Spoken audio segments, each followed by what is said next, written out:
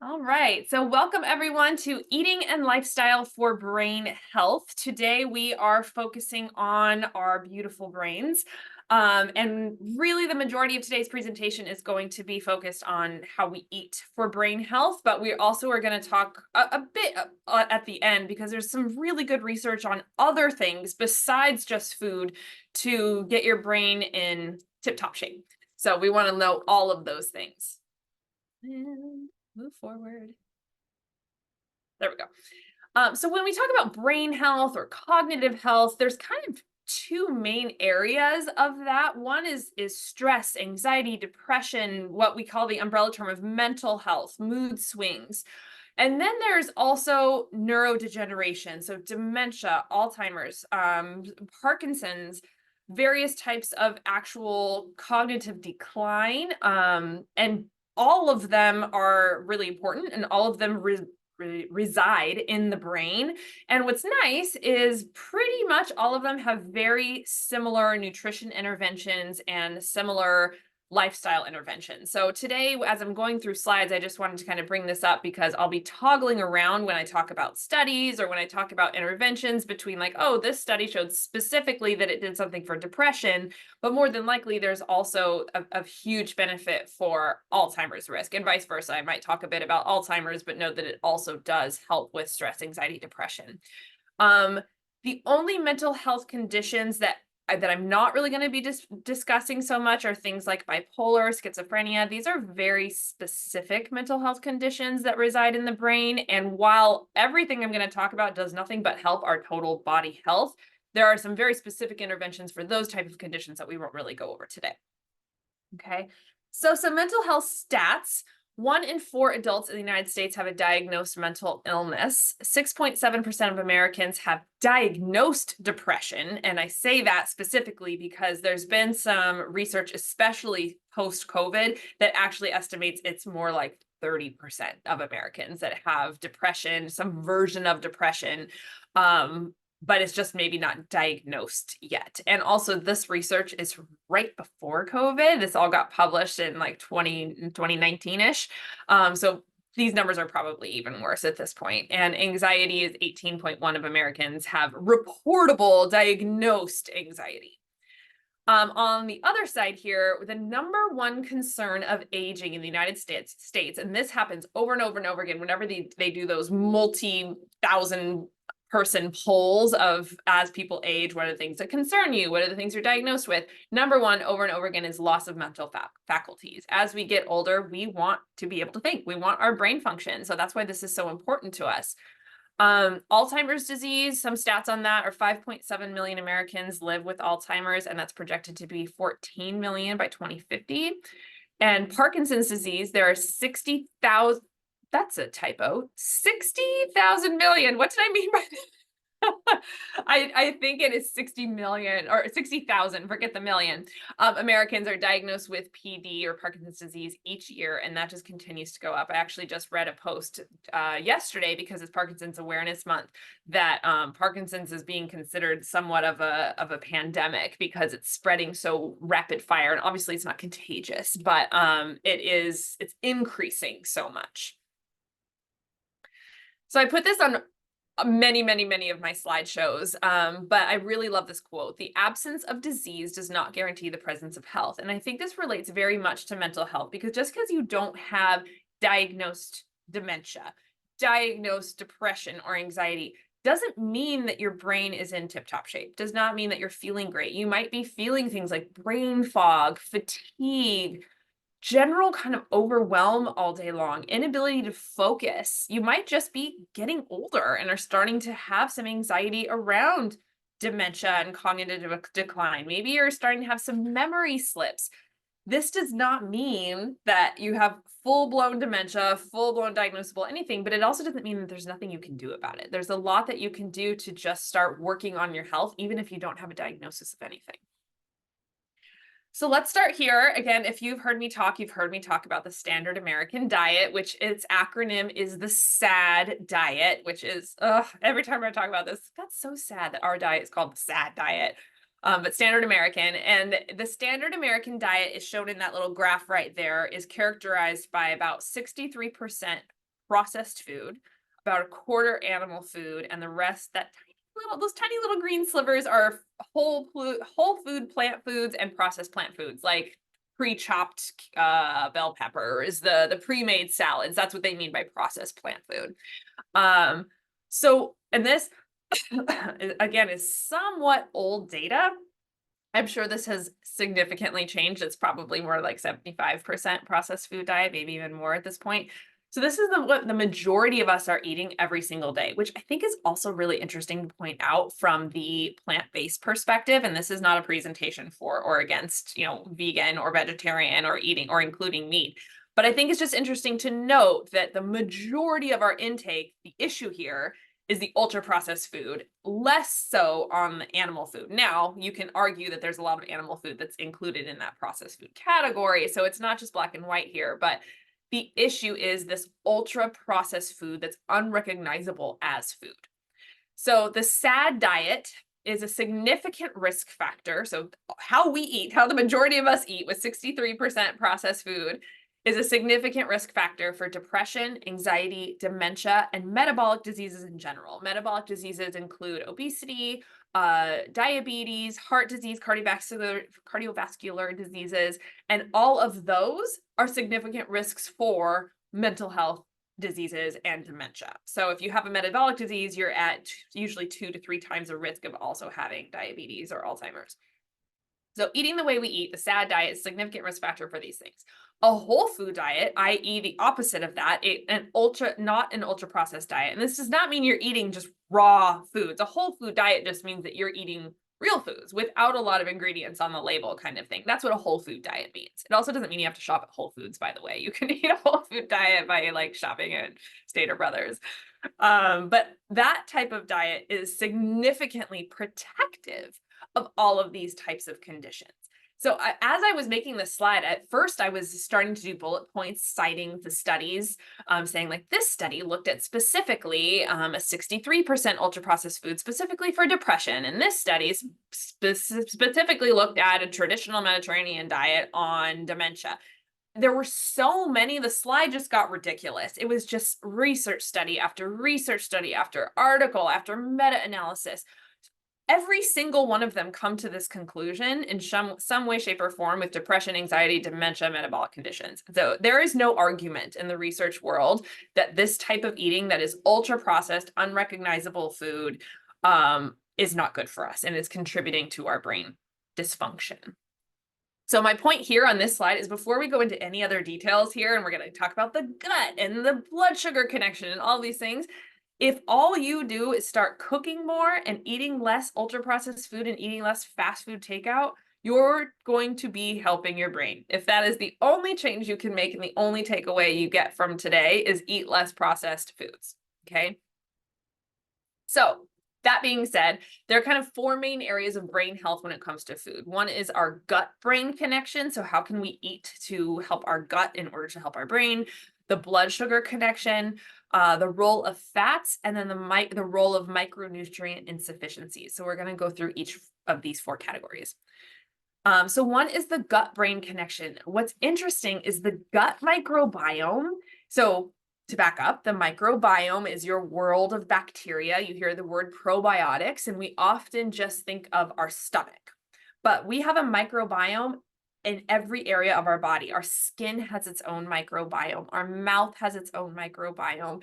Every single area has a different kind of combination of probiotics and bacteria that do work in that area of the body. It's not just the gut. However, what's interesting is the gut and the brain share a very, very similar microbiome. So my skin microbiome looks way, way different than the one on the gut. Those are doing very different functions. But the stomach and the brain have very similar functions when it comes to the bacteria. So what's interesting is that if we eat to help our gut bacteria, we are thereby eating to help our brain bacteria. There are 400 times more messages that go out from the gut to the brain than from the brain to the rest of the body. Isn't that interesting? Our gut is talking to our brain way more than we are talking to everything else. So it's a really important connection.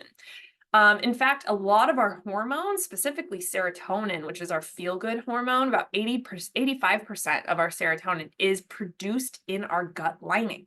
So if we have a gut dysfunction and gut imbalance, our bacteria is no good, or not no good, but imbalanced, we are not going to be producing many of our hormones that make us feel good. So if you're not producing a whole lot of serotonin, you generally will not feel very happy and have an upswing in your mood. So there's depression and anxiety right there, simply because we're not producing enough of that hormone in our gut.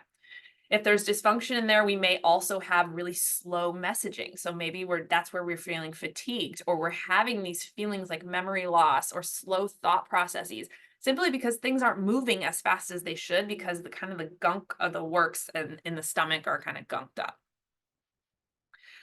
So when we look at non-gut symptoms of gut issues, we're looking at depression, anxiety, insomnia, fatigue, brain fog, memory issues, confusion, and neurodegenerative diseases. Every single one of these conditions that we think of as a brain disorder are actually every single time also showing these similar imbalances within the gut microbiome. We're seeing inflammation in the gut every time we're seeing inflammation in the brain.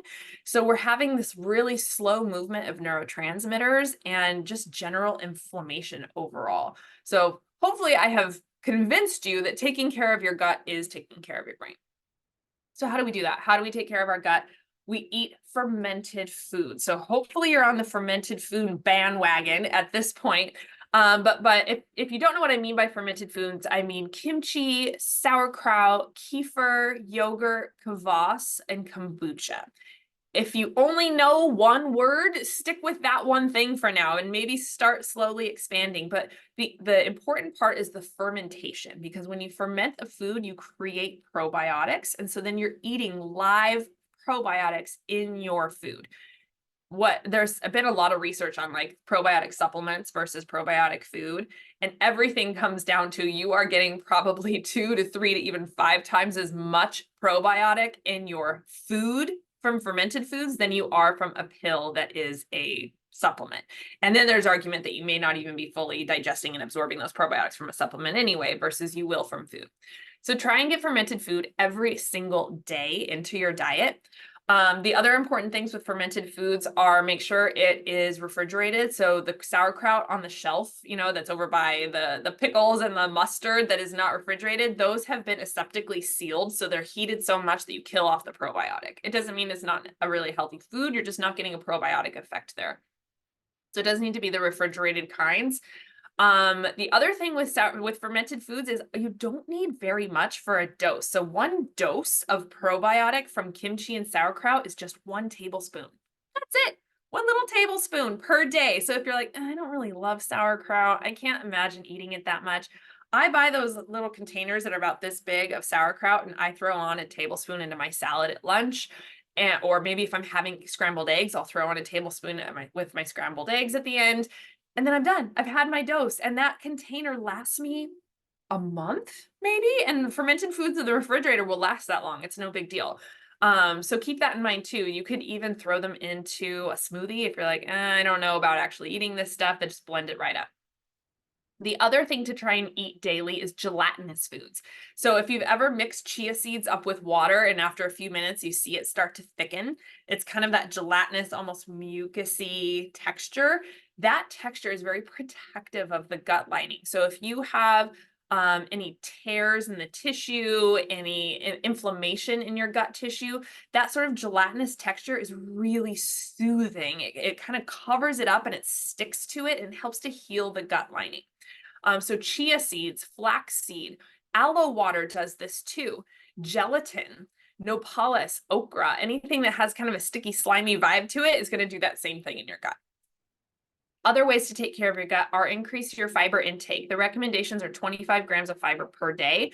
Why this is because our fiber helps to create a good digestive system. It helps to make sure that we're creating enough stool, eliminating the right stuff, we're absorbing all of the right nutrients. And if we're not getting enough fiber, we're likely not producing the right type of bowel movements. We're likely kind of bloated. So the minimum is 25 grams per day. Most Americans eat about 12 grams per day, half that. Most traditional diets, like when we're studying blue zones and looking at people who eat like no processed foods, they eat closer to 40 grams a day. So we can eat even more than that. And where do you get your fiber? Plants, avocado, any vegetable, the crunchier, the more fiber typically, but that doesn't mean if it's not crunchy or if you cook it, you're not getting any. Legumes, beans, lentils, these are all excellent sources of fiber, even oats. You also want to include a prebiotic as much as possible. So prebiotic is the food for our probiotics, and that includes Jerusalem artichoke, green bananas, dandelion greens, garlic, onion, leek, asparagus, and again, any plant food really. Minimize your sugar and your vegetable oils because these create inflammation in the gut, which then stimulates, that whole process to the brain. We're going to talk about sugar and oils more in a bit here, but know that your maximum per day is 6 to 9 added teaspoons of sugar, and we want to avoid vegetable oils like canola, grapeseed, sunflower, safflower, and cottonseed. You might want to consider a probiotic or a prebiotic supplement. Perhaps this is something to talk to someone who knows about these things, but there's some research that showed that taking a high-dose probiotic every day actually helped to reduce the progression of Alzheimer's disease. Find ways to manage your stress because we know stress is related to digestion. If you've ever been really stressed out and you just lost all of your appetite, or maybe you were ravenous on the flip side of that, or you ate a few bites and you were suddenly bloated for a food that you eat all the time, it shows you that connection of the brain to the gut. And brush your teeth. That will help with your gut bacteria because guess where your mouth bacteria goes? Down to the gut and then back up to the brain. And the mouth bacteria is also very, very close here, and it's all connected by your nasal cavities. So if we're not taking care of our teeth, we're not taking care of our brain. Didn't even think of that one. That one was new. All right, so next up is the blood sugar connection. Very, very important. Americans eat an average of 765 grams of sugar every 5 days. What does that even mean? It means that's about 25 teaspoons every day of sugar. And skip down to that last bullet point of how much your maximums are. 6 and 9 teaspoons per day. And most Americans are eating 25. That's so much sugar. We also drink about 130 pounds of sugar every single year. So I want you to look at this graph here, and it shows you like if your normal blood sugar levels are between that orange line, and what happens when you come up and what happens when you go out of that. When you get really high blood sugars outside of normal, you're increasing your fat storage. So you're increasing your risk of metabolic disease. You're increasing mood swings and you're stimulating insulin, which leads to insulin resistance, which leads to higher risk of dementia. So we're having mood swings. We're not feeling good. We're having higher risk of dementia when our blood sugars are high. Then when they dip low, inevitably, we're having cravings, we're having excessive fatigue, high cortisol, which is a stress marker. So just because our blood sugars are not within normal range, we have immediate noticeable mental health symptoms. We're also increasing certain markers like insulin and cortisol, which lead to a higher risk of dementia down the line.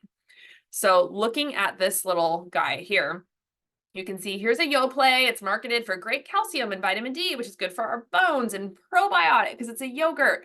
But it has, how much is that? 18 grams of sugar in that one little container. So if we divide by 4, that's about 4.5 teaspoons of sugar in that one little container. So if we look over to our bullet points there, that's more than kids should have in an entire day. That's almost the maximum for women for your entire day, and about half of men's maximum for the entire day. And that one little container of yogurt that you probably had for breakfast with sweetened granola and maybe with your sweetened coffee, right? And that's before 9 a.m. So it's really, really important that we read our labels and look where our excess sugar is coming from. And I want to introduce this idea of type 3 diabetes, which you may have heard by now, but it's not an actual diagnosis, and no one's going to put type 3 diabetes in your chart. But Alzheimer's is being thought of now as the 3rd type of diabetes because of how much sugar is being found in the brain. So if you think of creme brulee, how does creme brulee function? We have sugar granules and we add direct heat and it crystallizes and hardens, right? So we have sugar coming up to a brain, which is very, very active and heated constantly. Neurons are firing. So we are caramelizing and crystallizing those sugars all along our neural pathways and creating plaques. What is one of the high markers of Alzheimer's disease? Plaques in the brain. So we're seeing that over and over and over again, and that's why they're calling it type 3 diabetes, is if you have high insulin resistance, high blood sugars, you have just this direct correlative risk of having Alzheimer's as well. And we're seeing this also in other types of cognitive conditions, even things like Parkinson's. The risk goes down if we control the blood sugars. So how do we do it? How do we control our blood sugars and balance our blood sugars?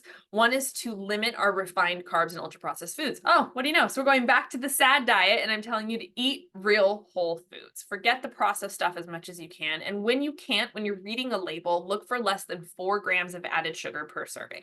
That should be the number that you take away when you're reading a label, less than 4 grams.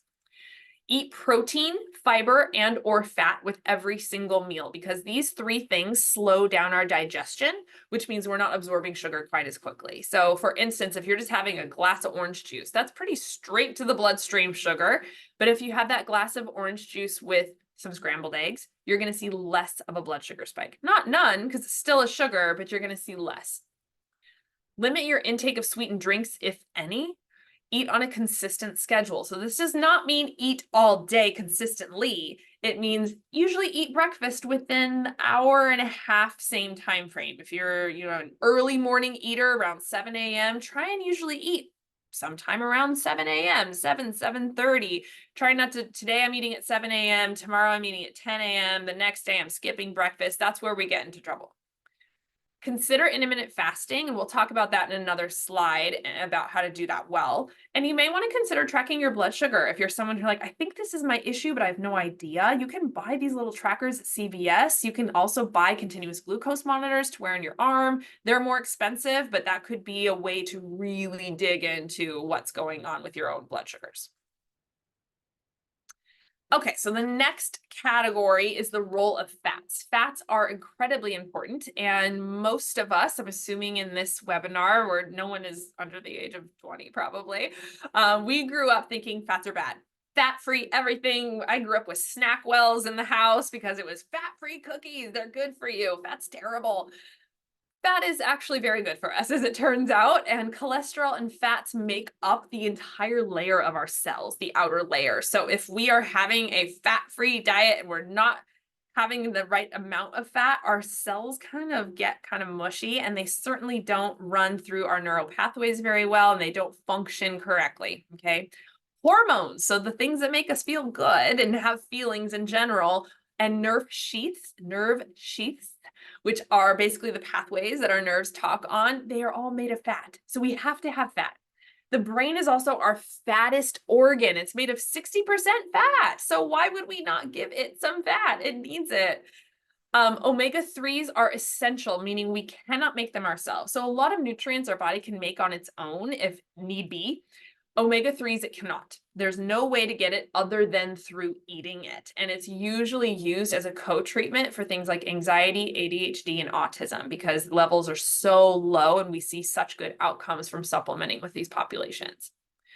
A known side effect of statin medication, which lowers our cholesterol, is memory loss. So that is not to poo-poo statins. Many people need them for really legitimate reasons, but something to consider is that a side effect, because we're reducing our cholesterol so much, may be memory loss because we don't have as much cholesterol around our cells. So if you're on a statin, you should be focusing that much more on the other aspects of brain health that you can control, looking at controlling your blood sugar because your cholesterol is being lowered.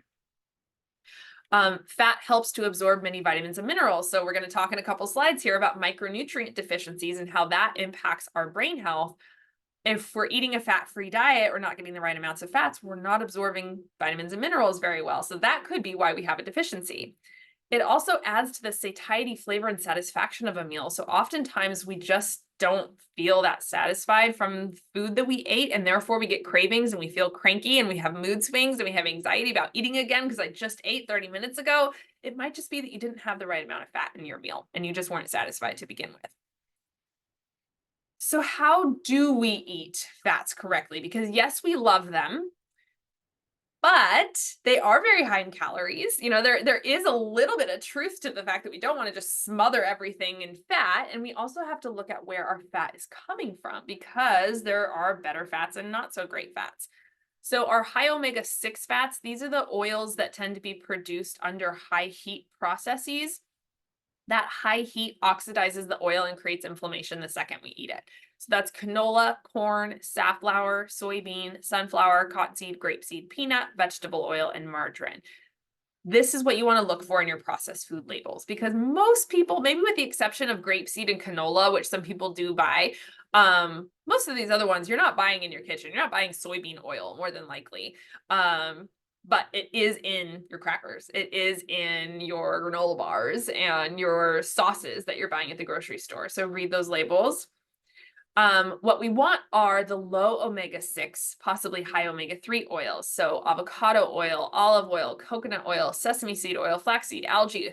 Also, if you're going to eat butter, make it grass-fed and focus more on the whole food plant. So instead of just thinking in terms of oil, like olive oil and avocado oil, think olives and avocados, because now we're getting all the phytonutrients and we're getting all the fiber from those foods and not just the fat itself. Same thing when it comes to animal foods. So we want a fatty fish, eggs, instead of just looking at like taking fish oil. Maybe we just eat fish. Not to say you shouldn't have fish oil. But ideally when it comes to oils, we're trying to look for cold pressed or expeller pressed. And then our micronutrient deficiencies. So I just think this was so interesting. I came across this study like 2 years ago, maybe. And it showed symptoms of dietary intake with nutrient depletion. So what are symptoms that you are going to feel if you have very low levels of vitamins and minerals? That's what we mean by micronutrients. Versus symptoms of most mental health disorders. If you're reading those lists for a minute, take 10 seconds and read down the list. They're the same. So is it the chicken or the egg? Are we feeling depressed and anxious and mood swings and stress intolerance and overeating and cravings and inability to sleep simply because of our diagnosis? Or are we feeling that way potentially because we don't have enough vitamins and minerals on board? And I'm not to say that they're mutually exclusive either. It could be a mix of both. It could be like some people just genetically are prone for a mental health disorder. But I think there's a lot of intermix and interplay also, where especially people who aren't feeling this way consistently all day long, every single day, like on a diagnosable level, but just sometimes have this low level of anxiety. Do you need more vitamin C, more magnesium, more B vitamins in your life? It very well could be. So let's look at some of the key ones for brain function. And let me just say that all phytonutrients, vitamins, and minerals are good for our health in general. They all have jobs. They all function in the brain. But these 4 tend to show significant improvement in mental health conditions with supplements. And these 4 over and over again tend to be the lowest ones when we're looking at people with dementia or other types of cognitive decline. If they have low levels of vitamins and minerals, it's usually in these 4 categories. So these are the ones we really focus on. And if we're going to talk about supplements, this is typically what we want to use. B vitamins, vitamin E, vitamin D, and omega-3 specifically. So where can you find these? Honestly, it's a lot of times in animal meats, but also whole grains, eggs, wild fish, nuts, and seeds. Okay. So the ones that have a lot of research behind them when it comes to antioxidants are blueberries, tart cherry juice, and jujubes, specifically for their anti-inflammatory properties. So try and get those in multiple times a week. And how do we get more phytonutrients? It seems cliche to say it, but eat the rainbow.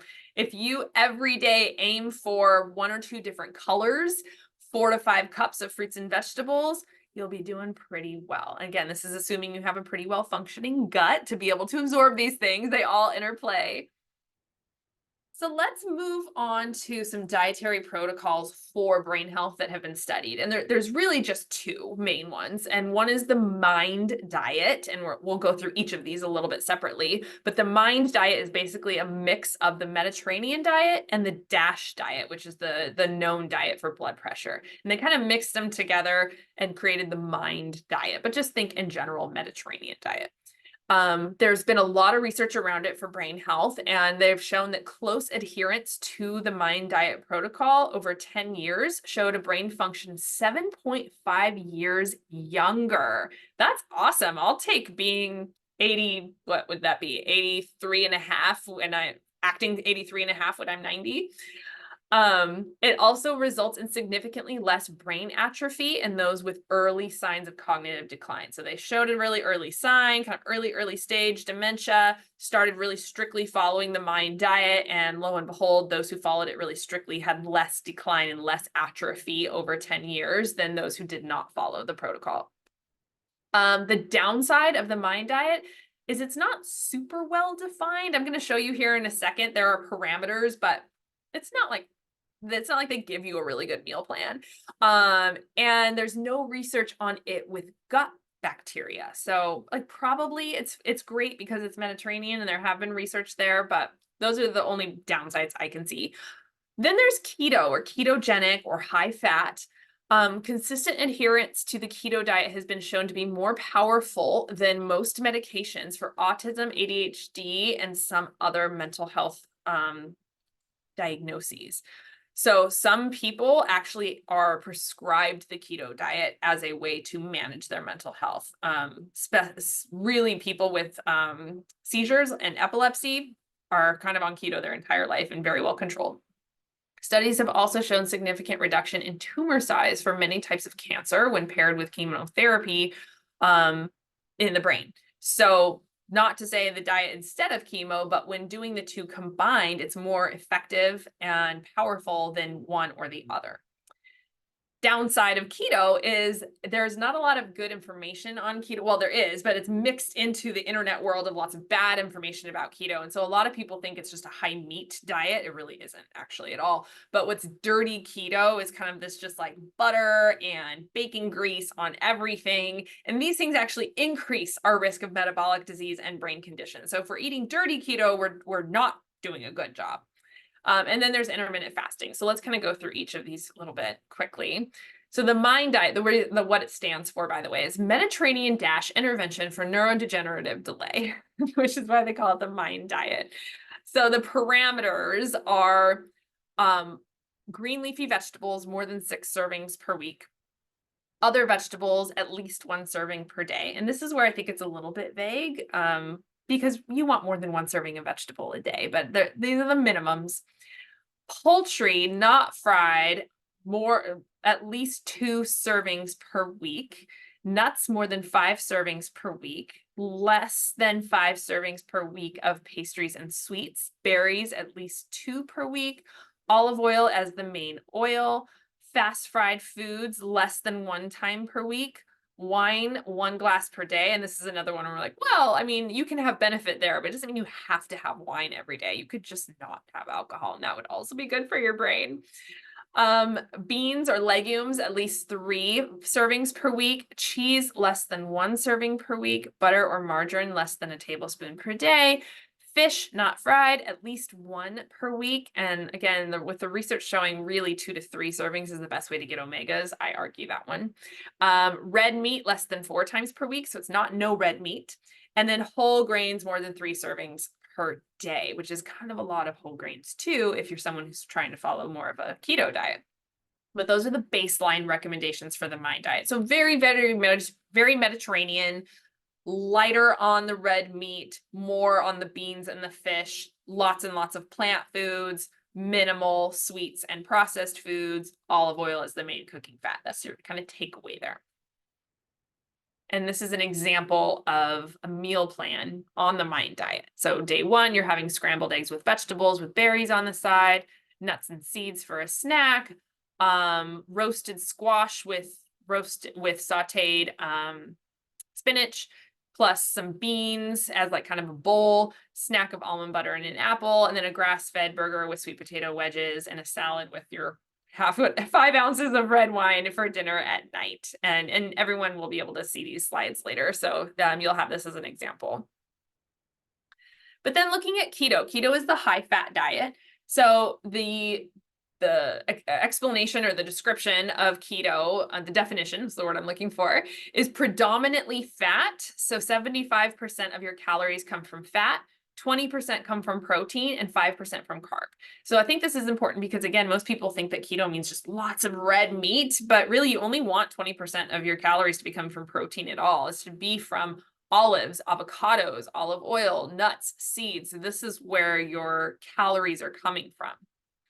And here's this picture of dirty keto versus clean keto. So if you're eating keto, it should be like fish, eggs, maybe a little chicken and red meat, but mostly we're having lots of vegetables, some fruit, and plenty of nuts and seeds and avocado and olive. That's really the crux of your diet. And because fats are so high in calories, it does keep us full, and we don't have to eat a ton of these things. We're not eating just things slathered in olive oil. You only need a couple tablespoons to meet your calorie needs.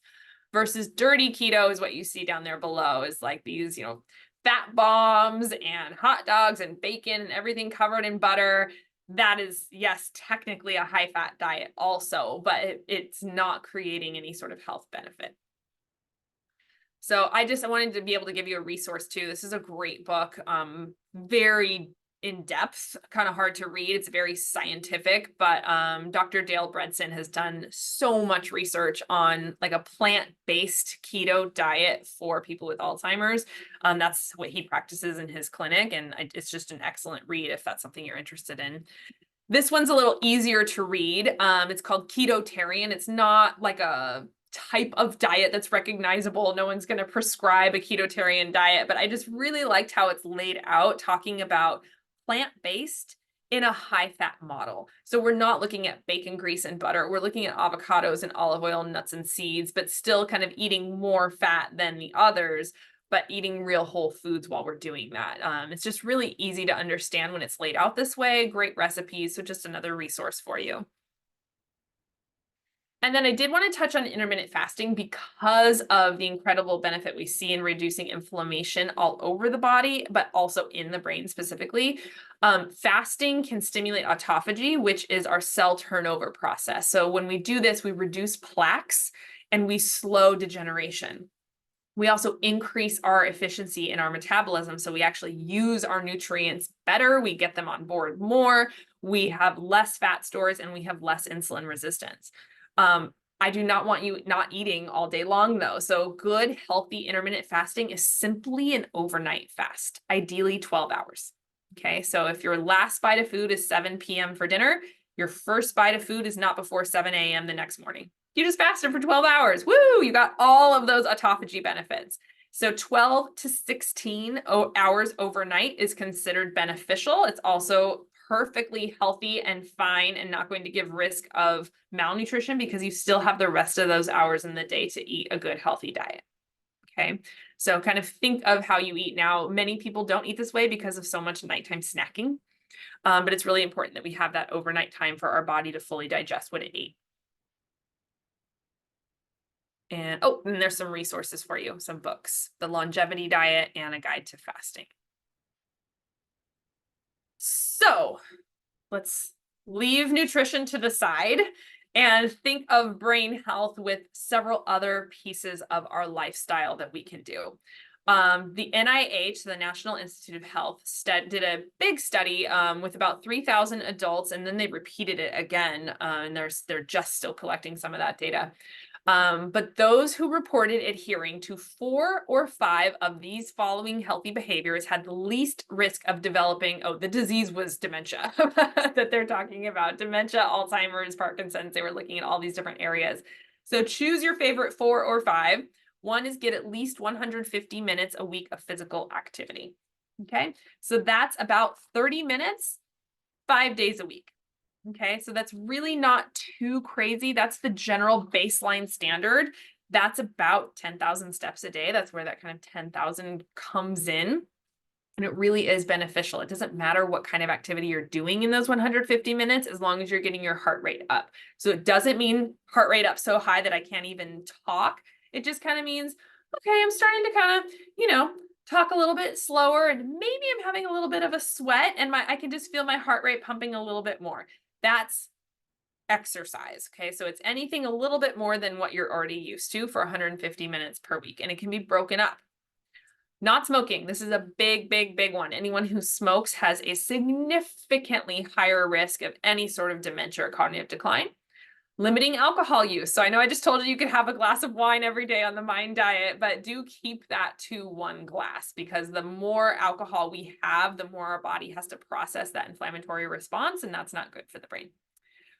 Choosing a high quality diet. So we've talked about all the different ways of doing that, and keep the mind active even later in life. We're going to talk about this a little bit more in a couple slides here, but the stimulus of the brain is really, really important when it comes to brain health, dementia, even things just like depression and anxiety. If you're just sitting and thinking about these things that you're anxious or depressed about, they tend to get exacerbated and get worse, versus people who are at work and doing something, or they're with their friends and they're talking, and sometimes just being distracted can keep those symptoms a little bit more at bay.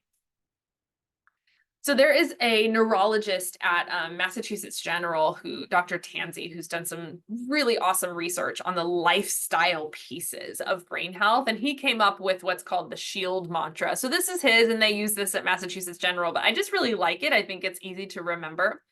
These are the pieces of lifestyle health that will significantly impact how your brain functions, your risk of dementia, and can help to reduce symptoms of depression and anxiety. So the S in SHIELD is for sleep.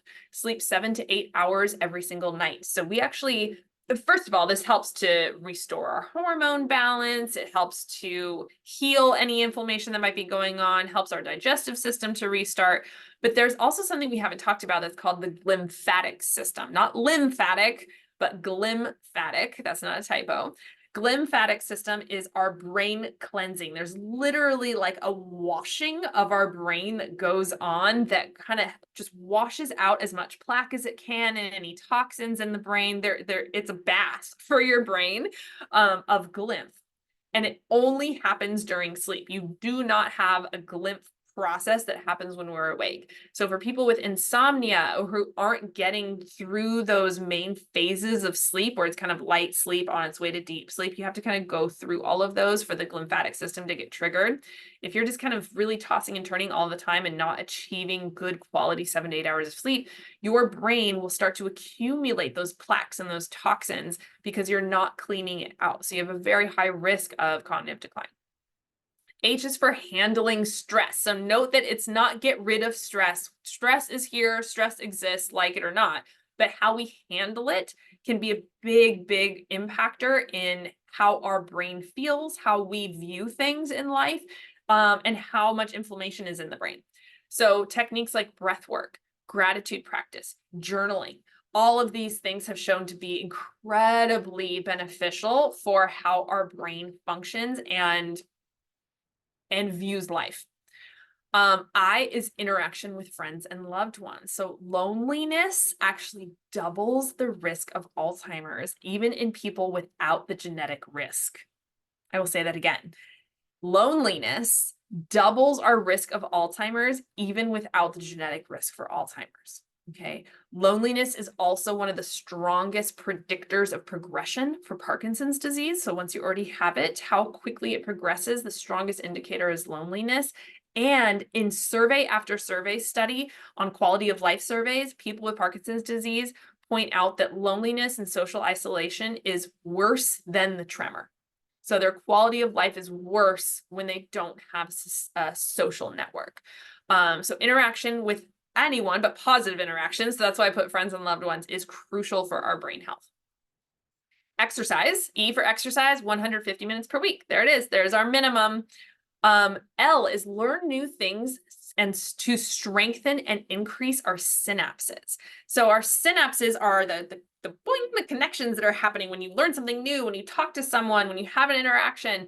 That's a synapse. So you're creating this tiny memory thing that's happening. So the more synapses and the stronger they are, essentially the more you have to lose, the more you have, because synapse loss is directly correlated with Alzheimer's and dementia. So we want to really increase them so that as we lose them, if should we have dementia or just as we age, we have more to lose. Okay, so we want to learn new things and strengthen those synapses and be constantly kind of learning and challenging ourselves. And we'll talk about that a little bit more in a second.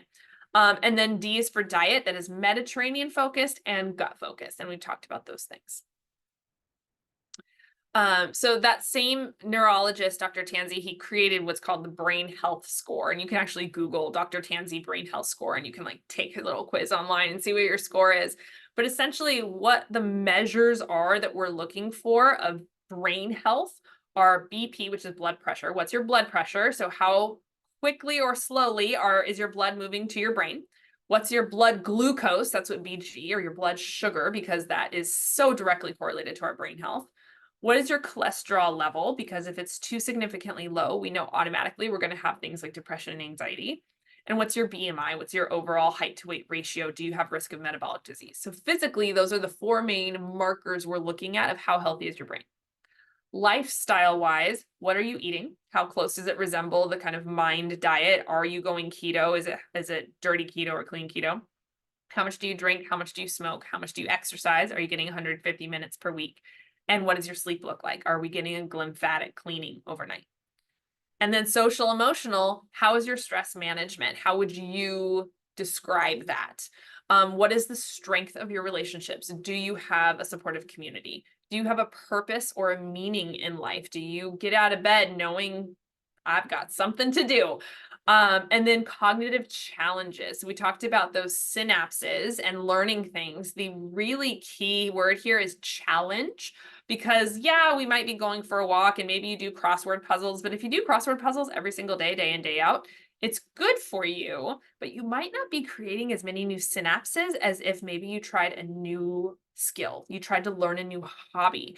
So this is where things like, I don't know how many of you might maybe know about Ollie and that it's a collaboration for seniors, and it's a learning environment. They have seminars all the time in classes, or you can go to a community college, or you can just try and learn a new skill literally online, like YouTube how to cross stitch.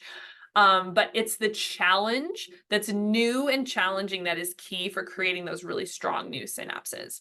So maybe you challenge yourself every month to try something new.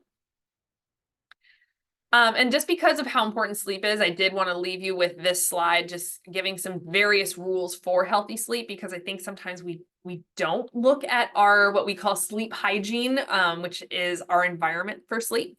So one is making sure that it is very, very dark and very quiet. Don't eat at least 2 hours before bed so your body's not digesting and working. Don't smoke or do alcohol right before bed. Usually the guideline there is 2 hours as well. Obviously, try not to smoke at all. Take a walk before going to bed in fresh air, but not too fast. Don't exercise too hard and get your heart rate up. Give up caffeine after noon. Sleep on a firm, comfortable bed. Favorable temperature. So keep it cool instead of warm. Go to bed and wake up around the same times. We're human. We're going to have some variances, but again, try and be somewhat consistent. Keep your iPad and your phone and any blue lights away, or at least turned on to red light, and try and keep no screens on at least an hour before bed. And then try and create a ritual as well. Kind of do the same thing every single evening so that your brain starts to learn that it's preparing for sleep. Like, oh, I brush my teeth, I wash my face, I turn down the lights, I do my stretches, I read something in my book, or I journal, whatever it is that your routine is. Try and do that consistently so that your brain just goes into, oh, we're getting ready for bed now. Okay, we're going to start hormonally shifting into that. And finally, this is my last slide for you, is supplements. And I always hesitate a little bit on even commenting on supplements because it's so very, very individual to each person. But I will say, seeing all the research, omega-3s and vitamin D are probably essential for everyone. There are very few exceptions there. 1,000 to 1,500 milligrams per day of omega-3s are probably a good range, and you can get up to 4,000 IUs per day of vitamin D3. It's going to help your brain, it's going to help your metabolism, your body, everything. And then specifically for brain health, you may need a B complex, especially if you have labs and your Bs are fairly low. So look for methyl versions of your B complex. And you might want to have a lab first to even see if you need vitamin B. And then possibly helpful are things like magnesium or melatonin, especially if you're having trouble sleeping. Try and take both. Don't take melatonin without the magnesium, because magnesium helps to trigger the melatonin. And also know that melatonin is triggered by our environment. So if you have bright lights on and you're watching TV, you can take all the melatonin you want. You're not going to fall asleep very well. You have to create that environment and teach your body to start producing the melatonin. High dose turmeric or curcumin for inflammation, high quality probiotics, resistant starch, especially if you're not getting in 4 or 5 cups a day of vegetables. And then there's other things like adaptogens like lion's mane mushroom or ashwagandha if you're struggling with focus or anxiety or stress. And essential oils, not for eating, but for using. These 3 have actually shown some benefits, especially with bringing stress levels down. Peppermint, eucalyptus, and citrus. They're all kind of like heightening senses. If you smell them, we tend to feel a little bit more energetic and happy, versus some other smells that kind of, bring us down a little bit more. So there we are. There's our website if you want to see what else we have going on, for webinars and for events. There's our email. I am going to turn off the recording and get into the questions.